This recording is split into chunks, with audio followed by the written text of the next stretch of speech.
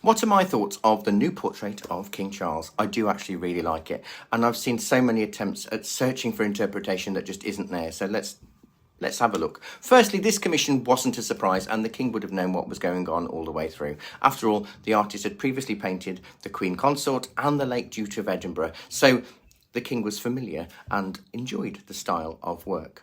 In April 2011, Queen Elizabeth II commissioned Yeo to paint a portrait of David Attenborough for the Royal Collection. Again, nothing new. Jonathan Yeo, the artist, told the BBC, though, that he wanted to break with traditions of the past with this portrait. A lot of Yeo's work contains a strong coloured background with the focus of the sitter's face, with the rest of the body fading into the background. So even stylistically, this is nothing new for King Charles' portrait.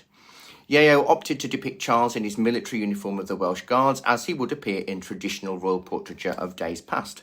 Charles was made a regimental colonel of the Welsh Guards in 1975 and still holds that position today, and the red shades are meant to echo the uniform's bright red tunic, not only resonating with royal heritage found in historical portraits, but also injecting a dynamic contemporary jolt into the genre with its uniformly powerful hue. In colour psychology, red can often symbolise power and strength, and you'd expect that in a painting of a monarch.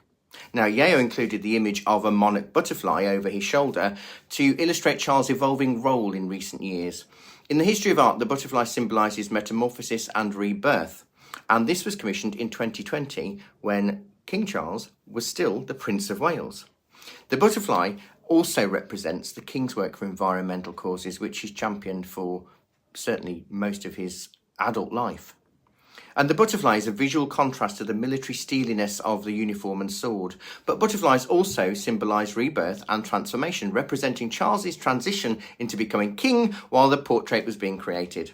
The butterfly was the king's own idea, chosen as a symbol for his reign. So the king had a say in this, and it's a bold and fresh movement forward in terms of royal portraiture, but perfectly symbolic of a modern monarch.